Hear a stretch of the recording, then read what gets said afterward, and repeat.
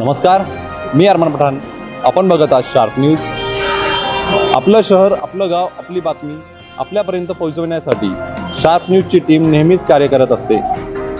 आणि आपल्या चॅनलच्या माध्यमातून आता मकर संक्रांती आलेली आहे, म्हणून मी मकर संक्रांतीच्या निमित्ताने मालेगाव शहरातील व महाराष्ट्रातील तमाम मतदार बंधू भगिनींना मी आमच्या मालेगाव वासियांच्या वतीने, भारतीय जनता पार्टीच्या वतीने खूप साऱ्या तिळगुळासारख्या गोडगोड शुभेच्छा देतो.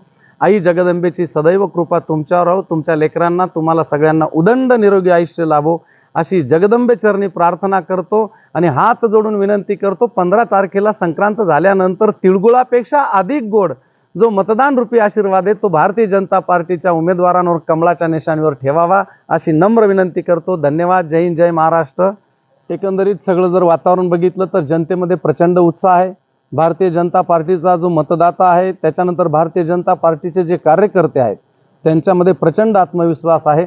मला वाटतं एकंदरीत हे सगळं जर वातावरण बघितलं तर हिंदू बहुल एरियामध्ये 20 जागांपैकी भारतीय जनता पार्टी ही बहुमतांनी त्या ठिकाणी जास्तीत जास्त उमेदवार त्या भारतीय जनता पार्टीचे निवडून येतील असा मला ठाम विश्वास आहे.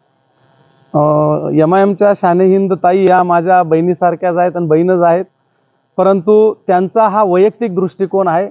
अशा प्रकारची कुठली युती नाही, कुठलीही चर्चा नाही. परंतु अकोल्यामध्ये काही युती झाली आणि तिथले महापौर झालेत, अशा प्रकारच्या चर्चा आहेत. पण येणाऱ्या दिवसामध्ये हा सगळा महानगरपालिकेमध्ये हा आकड्यांचा खेळ असतो. कोणाचे उमेदवार किती येतात, नगरसेवक, त्याच्यावर हे सगळं अवलंबून असतं.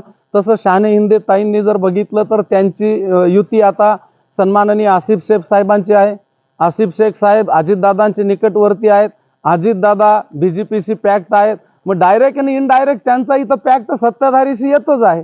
परंतु असा आरोप करणं हे जनतेची दिशाभूल आहे असं मला वाटतं. अशा प्रकारचा कुठलाही युतीचा हे नाही, युती नाही.